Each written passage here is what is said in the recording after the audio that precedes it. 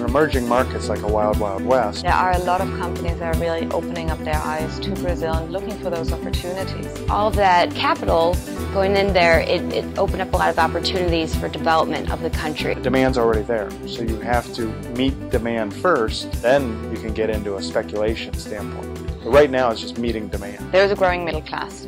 There is growing number of people willing and happy to spend money. So then you'll see larger companies start to go in, but at some point it's going to hit a critical mass because they don't have the infrastructure. That's one of the biggest issues. The infrastructure in Brazil, when you look at it on a map, there are a lot of airports, but there is not a lot of actual infrastructure that would provide for an efficient supply chain. It's the supply chain challenge of connecting cities, connecting people, connecting the dots.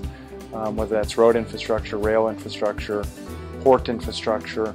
It's a very large country with limited consistency on how people get around the country other than air travel. The real challenge is to work your way through all of those various operational issues that affect everybody in every country, but to be able to work through those in a thoughtful process, working with thoughtful consultants that understand the marketplace. You're going to have to lean on service providers that are in the markets like JLL and lean on them to get some guidance and direction.